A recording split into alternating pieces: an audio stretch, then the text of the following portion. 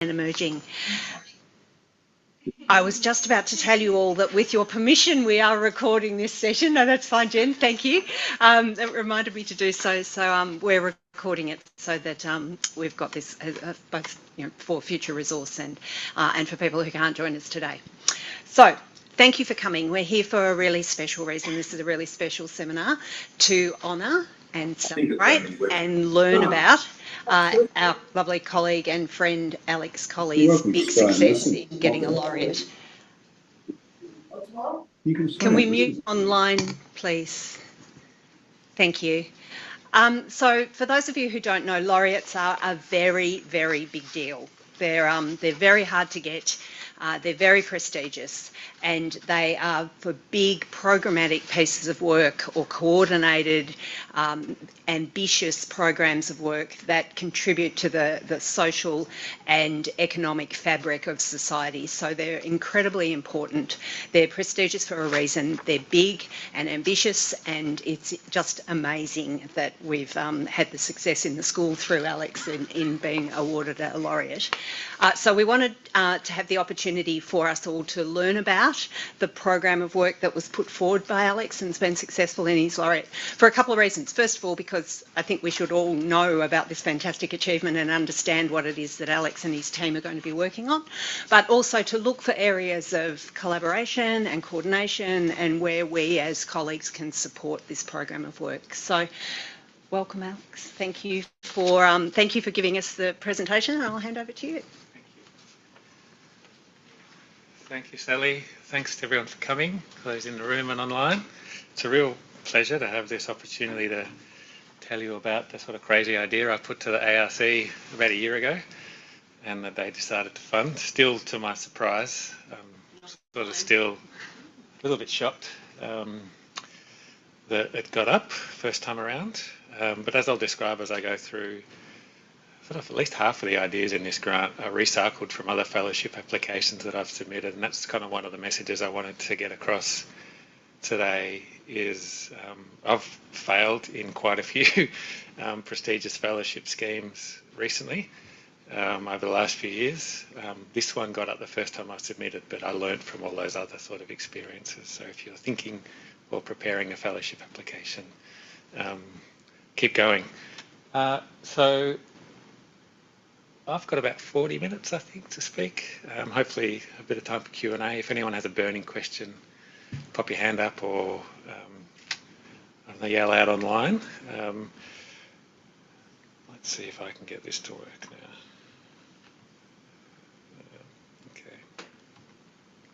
So I too would like to just acknowledge the traditional custodians of the land on which we're meeting, the Wurundjeri Boy Wurrung people of the Kulin Nation, and pay respects to elders past and present and any Indigenous people in the room or online today. Thank you very much. I'm going to try to move that if I can. It's in the way of the screen, isn't it, that side thing? Let me just see if I can do this.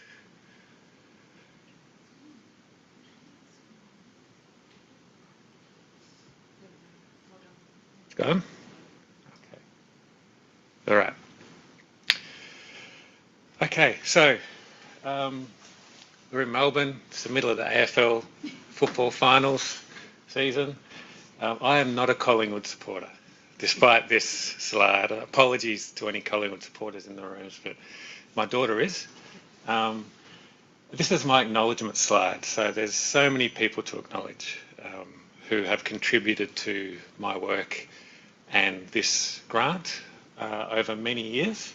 And I put this up because I feel a bit like Darcy Moore, who's the captain of Collingwood holding the cup up. But there's a whole team of people around him who led to the 2023 premiership for Collingwood.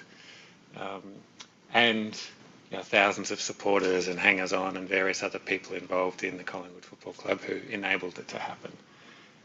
And that's kind of how I think about research as well. It's definitely a team sport, and there's just. I mean, I couldn't list the sort of hundreds of people or more who've been involved in the research that I've done over the years and who've contributed to my project, but I just wanted to make a few particular call-outs for this Laureate grant. So first of all, Sally and Jenny were just amazing support, not just in helping me put together this Laureate, but in encouraging me to apply for other things that led to this. So my future fellowship back in 2019, which was sort of a key building block for this.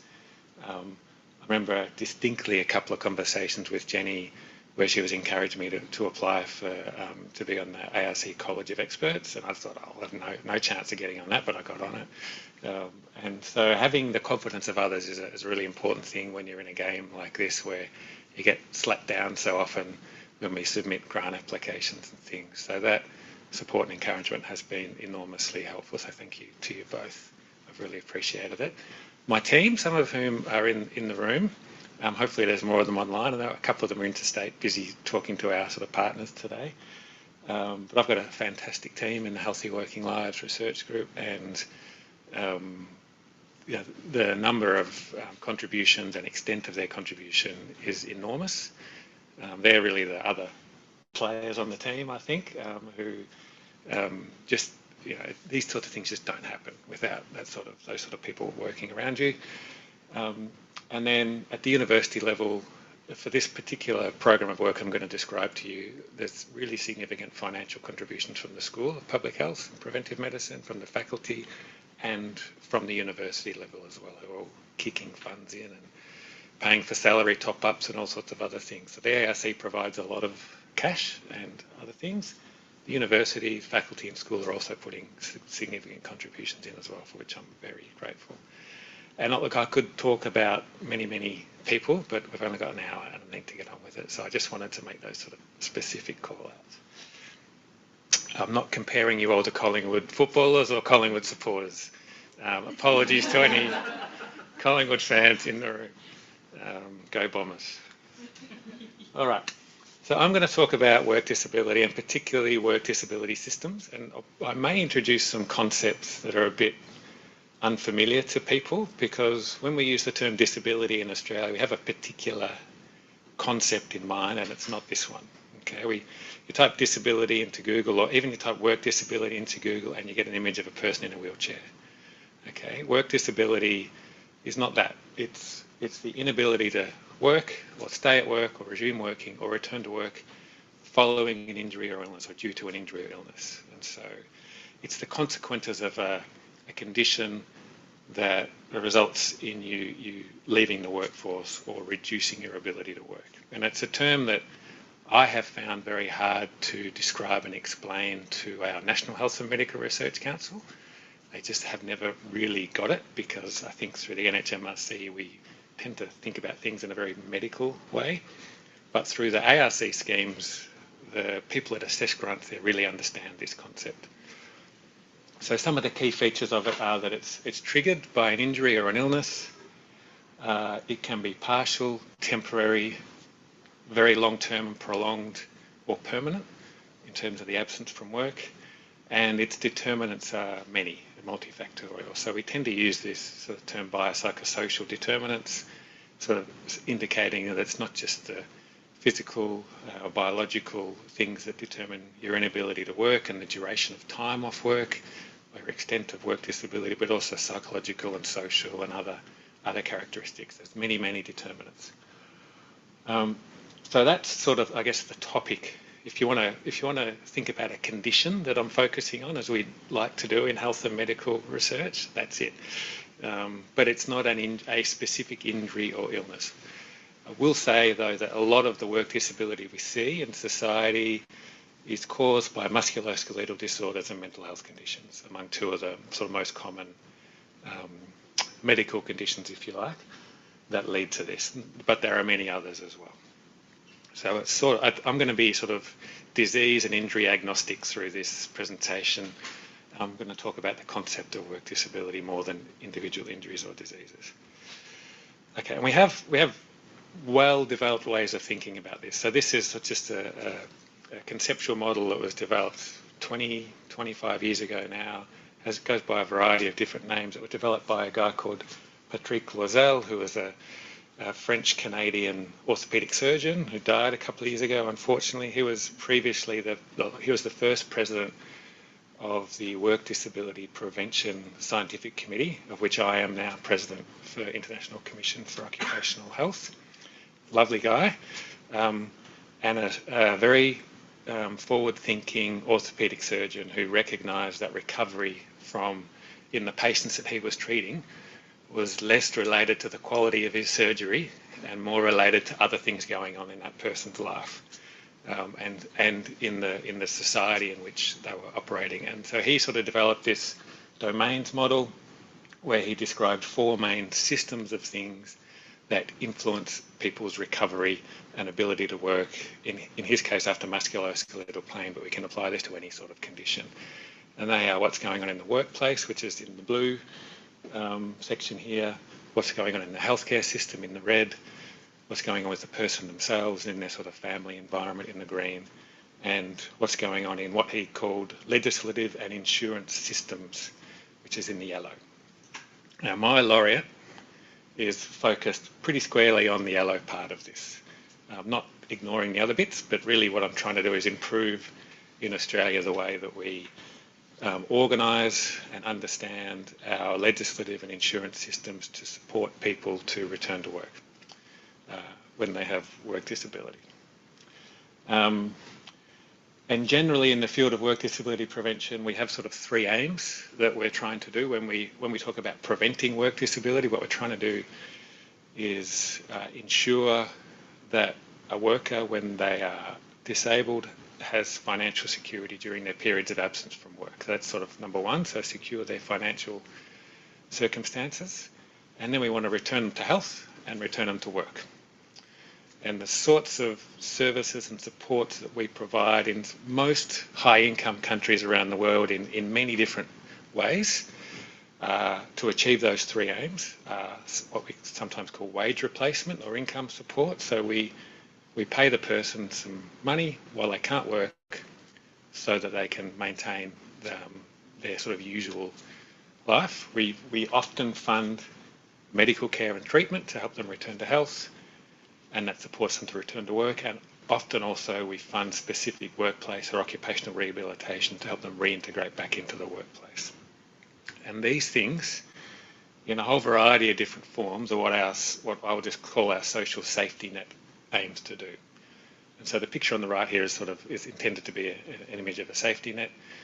And so again, just to put my laureate in context, it's about that safety net. So how do we effectively provide these things in order to achieve those aims and reduce work disability in a population? Okay, so in Australia, we have a weird, complex, incredibly fragmented safety net. We've done a lot of work actually describing it. We've published a number of studies looking at how many people receive income support and other benefits through our safety net for work disability, the total costs of it, the benefits and services that are provided, who falls through the gaps. It's just incredibly complex. So I'm going to talk about 3 main elements of it. But really what we want the safety net to do is when someone falls off you may recognise that sort of famous photo. If a construction worker falls off the beam, we want them to be caught, right? We want a safety net to capture them, provide a soft landing, and then hopefully return them. Our safety net is this weird patchwork quilt. It's been developed over a century. It's had different governments add to it, take things from it, add other things to it. Some of it's run by the Commonwealth, some of it's run by states and territories, a lot of it's privatised, some of it's not, it's in the public domain. It's very strange, and I don't have time to explain it in detail, but I want to talk about 3 elements of it. And the 3 main elements of our safety net for work disability are really the focus of the laureate. And they are these 3 things. So first one is sick leave. So all of us here presumably have access to sick leave, although apologies to anyone who is employed casually because you may not have access to sick leave. But if you have an employment contract, it's not a casual contract in Australia, you have access to some form of sickness absence or sick leave, as we call it. It's called different things in other places, but we use the term sick leave. And that's obviously for very short-term conditions and illnesses. So we tend to think of it as being used for colds and flus and those sorts of things, the odd mental health day here and there. That's a system in Australia. We can put some numbers around that and talk about how it operates. It's distributed via 2.2 million employers in the country. And our most recent estimates, which we're just updating in a small project that I'm working on, is that at least 8 million workers every year take sick leave. They take an average of 9.5 to 10 days a year. And the total cost, using sort of a very conservative estimate, to the employers of the country is $43 billion per annum in sick leave. And they're very conservative estimates. Okay. Moving on, we have workers' compensation. Not all countries have workers' compensation. We do in Australia, run by the states and territories mainly, with 3 Commonwealth government schemes. So we have 11 state, territory and national workers' comp systems. Nearly 250,000 Australians make a workers' compensation claim every year.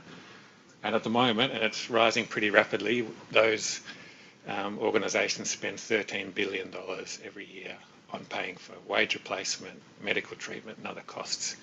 And it's usually for people who've used their sick leave, who can demonstrate that their injury or their illness has been caused by their employment, and who need some extra time off work or some rehabilitation in order to get better. And so I've called that sort of a medium-term scheme, in that most often what we see, there are people who are off work for weeks to months. There are definitely cases, and a fairly significant proportion of people where the people in workers' comp never return to work, or they're off work for years. But the vast majority of people, about 80%, are back at work within 6 months. And then up the far end of the spectrum, what I've called downstream, very far downstream in this work disability safety net, we have we'll call it Centrelink system, because that's probably the term that most people in Australia are used to. But the specific payments in the Centrelink system that are used by people who have work disability are job seeker or unemployment benefits, which may surprise some of you, but I'll explain that in a second, and the disability support pension, or the DSP. Now, the DSP is very clearly for people who are work disabled. Its criteria are that you have to have less than 15 hours capacity for work and a medical condition that causes that, or a disability or a disease. So it's specifically for this cohort. Now, some people meet the criteria for DSP before they're of an age where they're in the workforce. And there's actually about 800,000 recipients of the DSP. Again, we've sort of conservatively estimated that about half of those people, about 400,000 people on the DSP, would meet our sort of definition of work disability, where the aim is to sort of rehabilitate and return them to work. Now, job seeker, the unemployment benefit, might surprise some people, but because of some pretty significant reforms to the DSP, unless you're able to demonstrate that you can work less than 15 hours per week, you don't get the DSP. You're moved on to job seeker. So there are about 330,000 people at the moment on job seeker who have been medically assessed as having between 15 and 30 hours of work capacity, so less than a full capacity to work. So they're work disabled and they're on unemployment benefits. So put those 3 things together, and pretty conservatively, again, we estimate that over $14.3 billion per annum is spent just on paying the very low rates of income support that we pay in our social security system. Now, just to sort of emphasise the economic impact of this, the DSP scheme alone has been costed, if it was to take no more people in it and just pay out the sort of lifetime costs of all of the people who currently receive the DSP, that cost is $401 billion. Okay, so it's an enormous cost to government. It's one of the major parts of the social security system. So these are very significant schemes economically, and really all I'm talking about here is the income support and wage replacement. There are obviously many other costs that people with work disability incur in society, like increased needs for healthcare, the productivity losses, all sorts of other things that aren't included in these estimates. So we're literally talking hundreds and hundreds of billions of dollars every year in economic impacts on the country. Okay, here's how I presented that in the Laureate. Given we've got this weird and wonderful sort of patchwork, I had to really break it down to its sort of fundamental elements, and I spent ages trying to figure out how I could do that, and this is what I came up with. And I really wanted to talk about the opportunity for prevention, and the best way I could think about doing that was to talk about this difference between upstream and downstream systems. And so one of the sort of fundamental concepts in the Laureate is that a lot of the evidence and a lot of the focus that we have in Australia on this thing called work disability is downstream. That's where a lot of the policy focus is, where a lot of our healthcare and rehabilitation and money is spent on in our medical system. And if what we actually want to do is prevent that, we want to move our thinking upstream. So there's a big element in the programs I'll talk to you about where we're trying to move it upstream, which is focused on sick leave, to what I've called here employer entitlements, but sick leave. And then we also have a lot of evidence that these downstream systems aren't working. They're actually causing harm to a lot of people. And so we need to make them better. And I'll describe that in a minute. So this was my way of sort of capturing the messiness in hopefully what's a straightforward sort of slide, so that a reviewer without expertise in this area could understand it. So just there's three systems, they're linked. We've been able to demonstrate that people move between these systems pretty clearly now. Some of them cover short-term durations of work disability out to years or lifetime disability. The cost per claimant or per person is low in sick leave, but incredibly high in some of our social security systems. And the opportunities are to get in early to prevent the flow onto these sort of downstream systems. So that's sort of one of the key concepts in the Laureate. And one of the reasons we want to do that, why do we not want people in our workers' compensation and social security systems, is because they are failing.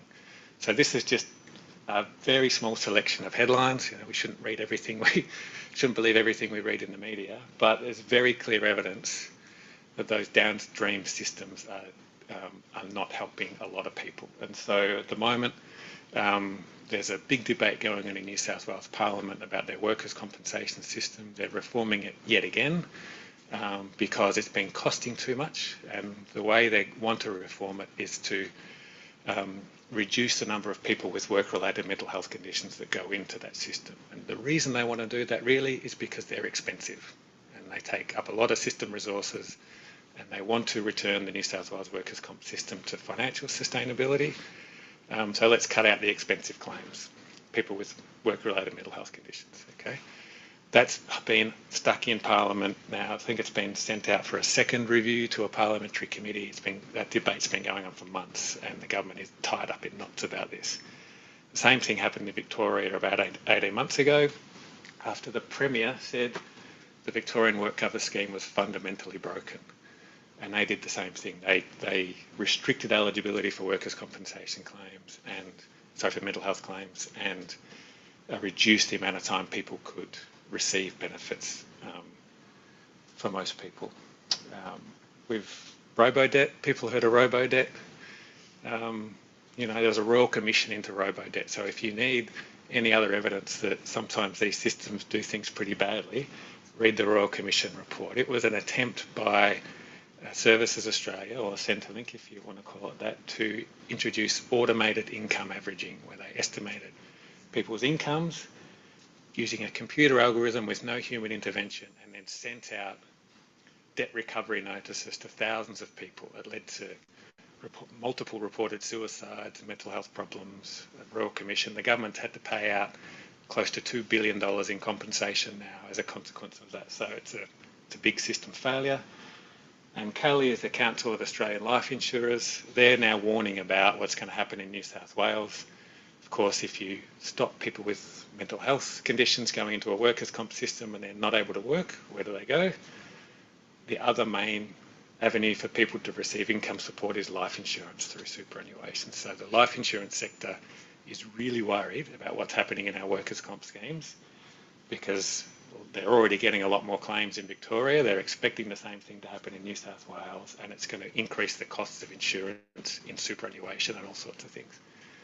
So there's no doubt that a lot of our systems are failing, and they sort of have common features. So what happens in some of these downstream systems is people experience them as very stressful, as being very complex. They're very administratively heavy, administratively burdensome systems, and then they're not transparent. People don't understand what they're getting themselves into when they apply for these systems. There's good evidence now that they do harm to a significant minority of people claiming benefits. Most people do okay. Like the majority of people get through them and function okay, but I'll show you some data in a minute that suggests that 20 or 30% of people do not do okay. They're harmed by these systems. We've had some pretty big failures in design and implementation. Robodebt's a good example. We've got plenty of others. And I guess what I think about these, when I really break it down to nuts and bolts, is that the solutions that we tend to put in place are always quite simple, but the problems are way more complex than the solutions. And so we just haven't been very imaginative in the way that we've sought to address the problems we have in these systems. Like, we've assumed that, okay, we're going to cut mental health claims out of the system. It will return the system to a level of financial sustainability, no doubt about it. But it will have lots of other unintended consequences and things we haven't thought about. And we've shown that time and time again. We've published 5 or 6 evaluations of these sort of system reforms that always show some pretty significant unintended economic or health-related consequence. So there's big challenges to the financial sustainability, like the rise in mental health conditions at work, which has led to these system reforms. And what we're actually seeing is a pretty significant growth in the burden of work disability in Australia, particularly due to mental ill health, but also in other things as well. So our systems are failing. They have the purpose of, as I mentioned before, of getting people back to health and work, and we're not doing it very well. And one of the main reasons that we're not doing it very well is because we designed these systems last century. Okay, so this is just a slide I put together the other day. It's a number of refereed papers with return to work or work disability in the title or abstract on PubMed. Now, I know our confidence in PubMed's kind of reducing a bit now since, its funding's been cut and those sorts of things, but you can clearly see there's been this huge growth in evidence this century, in the 21st century, particularly over the last 10 years. We just know a lot more about this field than we did 20, 30 years ago. So ask yourself, when our systems were designed, like the current systems we have in place were designed, sick leave, that sort of became a thing in Australia in the industrial awards that were agreed in different industries between the 1930s and 1980s, and hasn't changed a lot since. Okay, now every employer has a sort of slightly different approach to it, but 10 days sick leave every year is pretty standard. Some are more generous. There are variations on it, but it hasn't changed really. Our modern workers' compensation schemes were introduced in the 80s and 90s, with maybe one exception. So the Victorian workers' compensation system, the legislation, was passed in 1986. It was introduced in 1987. The more recent one is Comcare, one of our national ones, which was introduced in 1993. All of them, except for South Australia, which was significantly reformed in 2014, sort of became a new scheme. All of them across the country were designed last century, and that architecture is still in place. The DSP was introduced in 1991 and has just sort of been indexed ever since, and we've fiddled around with eligibility and assessment criteria and those sorts of things, but it's still sort of fundamentally the same.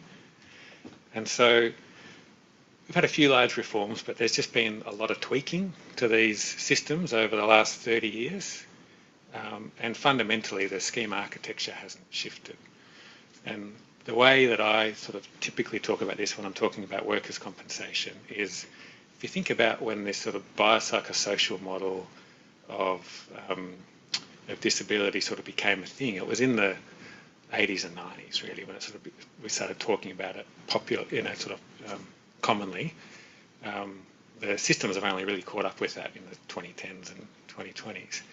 But we put in place a very biomedical approach to workers' compensation, where it was sort of assumed that if you had this injury, a fracture or a disease or something, if you treated the injury or the disease, the person will go back to work. That's kind of the linear thinking that was behind the design of our workers' comp scheme. So the sorts of services and benefits they provide are things to treat the compensable injury. They ignore everything else that's going on in the person's life that might actually be the barriers to them returning to work. Now that's changing fairly significantly at the moment. But for the last 30 years, that's been the approach that we've taken. And so what that plays out at, of course, is that we might treat the injury reasonably well or not, but if we fail to recognise all the other things, then we can't effectively get people back to work, and we end up with people on these benefit schemes for very long periods of time. And being on a benefit scheme for a long period of time is not a good thing. It leads to has its own consequences for your health and your ability to work. So the schemes are old, and they haven't kept up with what we know about how to rehabilitate people. Okay, so here's the rationale or how I describe it. Sorry, this is a very long wind-up to my program, but I just wanted to just tell you how I pitched it. So here's what I tried to describe as, if you like, the burning platform, which you kind of have to do in these things. So in dot points, so these systems are very large, essential components of our social safety net. They were designed in the 30s to 80s, and they're still largely the same as they were back then. Society has changed, haven't talked much about this, but our labour force has changed dramatically, the nature of the jobs that we do, the health of the population's changed, so the sorts of things people are bringing into these episodes of work disability is very different. All sorts of other things changed, but these systems just haven't kept pace with that change. We've got lots of examples of the systems failing, either failing to get people back to work, making people less healthy, or failing financially.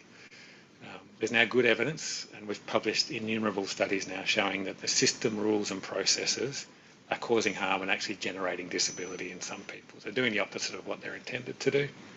So the systems need reform, but to achieve that reform, we need new types of evidence and new tools. And that's what I'm going to try to do in the Laureate. How I wrote that in Laureate was, that was sort of the sentence that was at the bottom there that was trying to capture all of that at the end of the introduction. So that's the background. So the aims are to ensure that work disability system policy and practice reflects the Australia that we have today and hopefully into the future.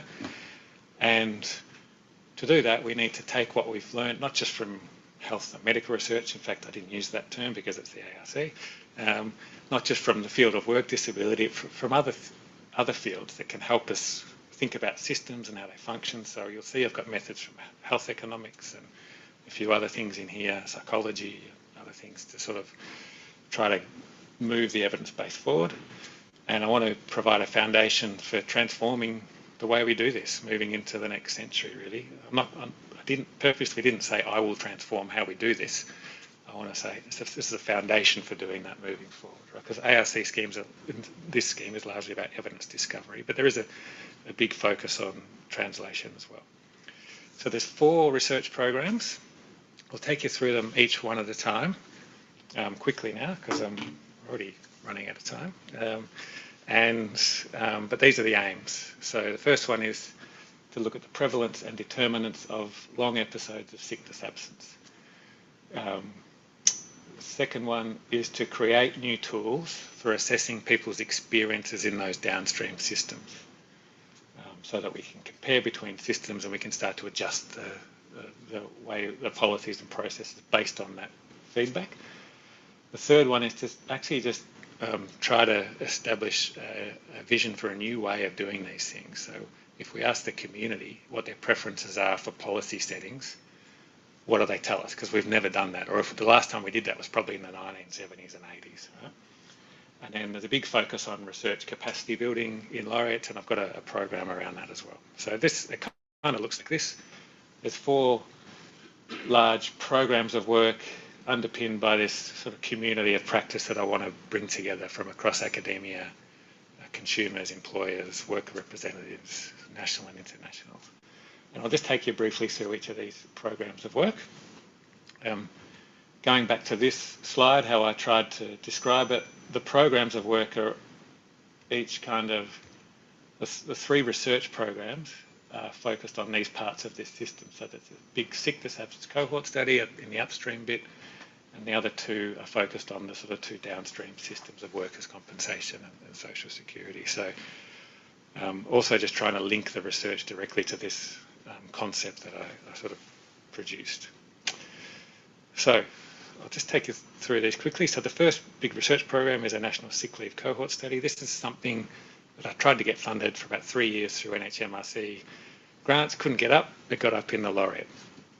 So we know there's international evidence that long sickness absence spells predict things like long-term benefit receipt in these other systems. They predict mortality and morbidity.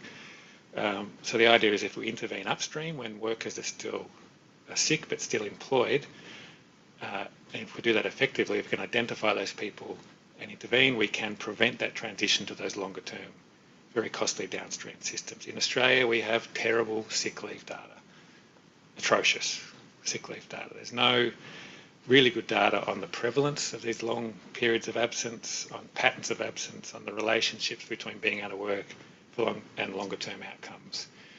We've got, it's very patchy, and there's better ways of doing things. So what I'm going to do is run a cohort study to achieve these aims, to determine the 12-month prevalence of long spells in Australian workers, and to identify the determinants of those sickness absence spells. I also want to look at what the longer term outcomes are. So this is a pretty straightforward prospective cohort study where we'll recruit a nationally representative sample of about 3,000 people in the labour force, so employed or looking for work. We'll survey them at enrolment and then every 3 months with a sort of structured survey asking them in detail about any sickness absence that they've had in the last period and other things. We'll link their data to PLIDA. People know what PLIDA is. It's a linked database that the Commonwealth maintains of all sorts of different data sets. So we're going to link the survey data to this big administrative data set in the Commonwealth, and that will allow us to look at longer term outcomes and also other things that are going on when people are absent and prior to their absence. Primary outcome is prevalence of absence spells greater than 3 days over that 12-month period, and we also want to look at things like patterns of absence, presentees, and we'll ask people about going to work when they're not feeling very well. Work capacity during their absence. Some people are off work but have some work capacity, it's just they're not working, so we want to understand that as well. And then we'll run some analysis to answer the research questions. The outcome and benefits here, it'll give us new data, new insights. And the way I've described it in the application for the Laureate was what I want to do with this is to develop a risk stratification tool for workplace absenteeism. So that should allow employers to identify those people who are at risk of long-term absences, which is the thing we want to prevent. And that's the sort of critical first step in being able to prevent the transition to longer-term disability. The second program is what I've called participant-reported experience measures of work disability systems. So we know there's good evidence, we've published heaps of it as of colleagues, these systems can and they do generate disability in people who are already vulnerable. And we've got good evidence that system processes cause stress, they worsen people's mental health, they lead to disputation, involvement in legal systems, they prolong time off work, they increase costs, they have all sorts of consequences. We don't have currently any validated tools to understand people's experiences of these systems. We have a lot of qualitative studies which describe poor experiences, but no way of sort of systematically looking across them to be able to say, is the Victorian system better than the South Australian or Western Australian or other systems? You know. This table on the right is a table from a colleague who's involved in my other ARC discovery at the moment, Genevieve Grant. It was from her PhD thesis where she was a cohort study where she surveyed people about their experiences in the Victorian and New South Wales compensation schemes, and up to a third of them reported things like understanding claims processes as a significant source of stress. And in this study, they were able to demonstrate a strong relationship between that and later mental health problems and social problems as well. So these things have real consequences, and many people experience challenges in navigating these systems. We've done a bit of this work before, so part of my future fellowship, I use this thing called administrative burden theory in people with a disability support pension to understand their experiences of applying for DSP benefits. It was published in the Journal of Public Administration a few years ago. And administrative burden theory is sort of a conceptual framework for this. Basically, it's becoming pretty widely known now, but basically what it proposes is that there are non-financial costs to the individual associated with interacting with any administrative system, in this case with these work disability systems. And they are costs associated with learning how to interact with the system, of complying with the system, and then psychological costs to you. And the extent to which you experience those costs are sort of a consequence of the complexity of the system that you're interacting with and what they call your social capital. So that's things like your education, your financial resources, whether you're getting advice from someone about how to navigate through those things, that sort of social capital. So those four domains, learning, compliance, psychological cost, and social capital, sort of form the conceptual basis of a measure, a tool that I want to develop that will measure people's experiences across these systems. So the objectives here are to develop and validate a practical, robust, theoretically informed measure of people's experiences using that administrative burden theory as the framework. In doing that, we'll develop new knowledge of people's experiences, and we'll be able to understand the relationship between these administrative burdens and people's outcomes much more clearly. So my training's in psychology originally, so when you do psychology training, you learn a lot about test development. Psychologists love psychometric tests and those sorts of things. So sort of using some of that here to go through a process of, in a pretty sort of structured way, of developing and validating a new measure or a new tool, which you might call the Monash tool for administrative burden or something like that, I don't know. And then we'll run a validation study in two cohorts of benefit recipients, in people in the DSP and in workers' compensation, where we will measure other things as well and look at the relationship between their performance on these tests. And so that's program 2. I'm moving quickly now because I want to leave time for questions. So the outcome and benefit here is a new tool and a better understanding of people's experiences in these systems that can help us to hopefully improve or change administrative processes. Third big research program is this community preference models. So the sort of rationale for this is that system design, or what we call big P policy, has a profound impact on participant outcomes. When we reform systems, they're almost always in response to financial concerns, and we've failed to engage consumers, almost always fail to engage end users in that design. In workers' compensation, we tend to ask employers, insurers, legal practitioners, maybe some trade unions, very rarely healthcare providers. Hardly ever do we ask injured workers what they think of the reforms, for example. And these reforms have had very substantial unintended consequences. The graph on the right is a study where we compared people's health outcomes in schemes of two different designs. So this is the Victorian and the New South Wales motor vehicle crash compensation system. Victoria has what we call a no-fault approach. At the time, New South Wales had a fault-based approach where you had to demonstrate that you were not at fault, and it paid you sort of lump sum payments. And the Victorian system is much better received, and people recover more quickly in the Victorian system than in the New South Wales system. So there's pretty good evidence that the big picture design of these things influences your health and your recovery. I guess what we do here when we reform these systems, and there's been lots of different reforms, we keep trying the same thing and it keeps failing. So that's Albert Einstein's definition of insanity, and we're just repeating the same mistakes over and over in these schemes. And I think that's because we don't have any alternative policy options really at the moment, and no data on what the community actually wants in these systems. So that's the idea here, is we're going to develop a good evidence base for what community preferences are for system design and administration. And we're going to do that using this technique from health economics called discrete choice experiments, which is a preference-based approach. Now, I'm no expert in it. I'm learning about it as I go. the centre here in health economics. So Jemima Wright in particular has been very helpful in upskilling me in this. But it's very clearly designed to do this.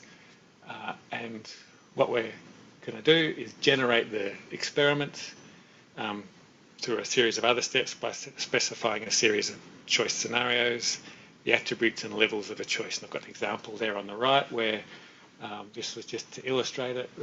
We're going to ask people about something like, which of these systems would you prefer? And each alternative has a number of different attributes, and you ask people, okay, which one of these ones would you prefer to have? And then you sort of randomise the attributes again, and the levels, and you ask them again, and you do that a number of times, and statistically we can actually extract people's preferences from that. Yeah. So we're going to do that in a sample of Australian labour force participants, so people employed. So they're the potential users of these work disability systems.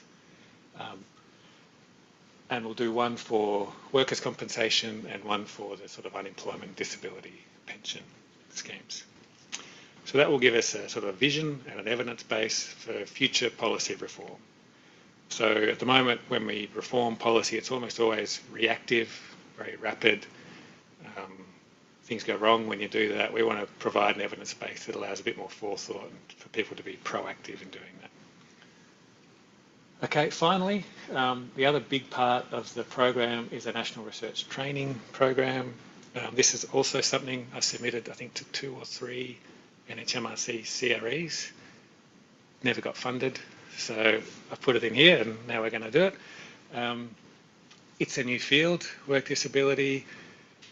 Lots of different people from lots of disciplines are involved. We don't have an approach to training people, research training in this field. And the way we do it at the moment is we've got pockets of people all dispersed around the country who have different sorts of expertise and approach it from very different perspectives. And you know, while that's just the way we do a lot of things, I think, in this field, but it limits us, I think. And so I want to sort of enable better use of research evidence, and we want to grow research experts who have knowledge not just of research, but experience in sort of the policy community or experience as consumers. And so the research training program is focused on consumers and policymakers. So we're going to take 10 consumers and 10 policymakers and run them through this program where they get matched up with an expert from our international or national group of experts. They do, in year 1, they'll do some learning. So it's an intensive workshop for a few days where we'll get them together about the science of work disability prevention, and we'll have online, if you like, virtual learning opportunities where we'll teach them about key methods and concepts. And then in year 2, they'll do a 12-month-long supervised research project, a bit like an honours project, where they're mentored by a research expert in the field, probably from a different discipline. We're going to have 2 intakes, 10 people in years. The first intake will be in year 2 and 3. The second intake will be in year 4 and 5. The Laureate pay for some travel and some research funding for these people.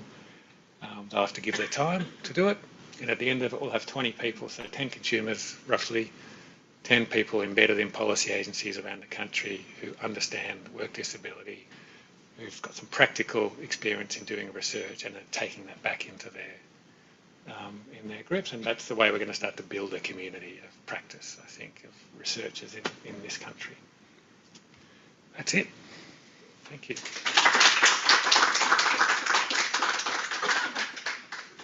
Thank you, Alex. That's so good. Okay, questions? We've got a few minutes. Jen, are you online? Can you field if there are questions online? Colleagues online, just pop up your hand. Jen's in the room. We can start with Deb. You can drive your own questions, Alex. I'm sure you know everybody, okay. But I'll keep you to time. Yeah, colleagues online. I think Alex has stopped sharing his slides, so yep. Maybe we can see you if you want to pop your cameras on, but no pressure if you don't. Okay, Deb. So, given that you've got your head in ICO, are there any decent schemes internationally that we can learn from? And one of those characteristics that make yeah, there are very many different schemes internationally. It's very hard to compare, Dev. You know, it's sort of, they're all so different. We can certainly compare sort of Australia to Canada in terms of workers' compensation, and to the US, sort of, not really, because they're very different workers' comp systems. The social security systems are also very different. If you look at what Northern Europe does, they have a lot more generous and quite a different sort of eligibility criteria for their social security benefits. So no, I don't have a good answer to that. There are some, that's the best evidence, I think, is when we have a system and it's been reformed in a significant way and you can see better outcomes. So there are some good examples of that. So Washington State in the US, in their workers' compensation, they dramatically changed the model that they used to deliver workers' compensation. There's some good studies showing that it improved outcomes for workers in pretty significant ways. Yeah, so no, I don't have a good answer. Jen, I'll alternate between room and online if we've got questions online, or have we not? We do. Does Penny, do you want to jump online, or do you want me to read the question? I'm happy to read out my question. Firstly, when you're asking questions in the room, can you please use a microphone for the person asking the question as well? Because we weren't able to hear the previous question. My question is related to the NDIS as well as workers' comp and DSP. So my comment on robo-debt is that there's some concern that the NDIS, which is the National Disability Insurance Scheme, will become more automated as well. And there's discussion in the media about the blowout cost of the NDIS, but that forgets that for every $1 spent supporting people who are on the NDIS scheme, about $2.20 goes back into the economy from people paying for appointments and employing support workers and stuff. So I have two related questions. Question one, is the same thing true for workers' compensation and the DSP, that money spent on this support results in more money back into the economy? And question two, are there many people on both the DSP and also the NDIS? So the second question is easy to answer. The answer is yes. So I was expecting someone to ask me about the NDIS and why it's not here in the Laureate. It's not in the Laureate because it doesn't pay for wage replacement or income to people who are on that scheme. It pays for lots of other important things, but not income directly to the person as sort of a living wage. And so a lot of people who are on the NDIS are eligible for the DSP, and there's a significant overlap, I think. There'd be hundreds of thousands of people, I'd imagine. Your first question is a really good one. There has been some work done in some of this by the Commonwealth in some of the social security systems, looking at sort of the return on investment in our unemployment and DSP systems. It's not that convincing, I have to say. And in workers' comp, no, we don't have that evidence. They tend to look at costs but not benefits, I would say. So we tend to look at the costs of the scheme in a very closed system. Don't even look at the sort of broader cost to society very often of people who are in these systems. We're actually about to start a project here in Victoria with the Department of Treasury and Finance where we will attempt to put some a better estimate on the true costs of workplace injury by looking at hospital admissions and justice and other systems as well. But no, we don't have very good, if you like, cost-benefit data in most of these schemes. Thank you very much, and excellent presentation. Thanks, Penny. I agree. Claudia. Yes, thank you, and thanks, Alex. Great presentation. I was wondering around the objective number or the program number 3 and the part where you are going to develop a measure, a kind of a measure framework. Did you have to already have some pilot data around that? And if so, what did that data look like? In program 3, I think was that you had like a framework where you had a bit of a calculation that you were going to put together. This one? Kind of an index. Yeah. Yeah. Do we have any pilot data? Well, we're doing, no. Did you need to show that you already had some experimentation with that and there's... Oh, yeah, well, sort of. Again, you have 7 pages to convey all of this in a Laureate. So what I did in this example was leverage the excellent people we have here in the School of Public Health. So our Centre for Health Economics is a leading group in this method that I'm proposing to use.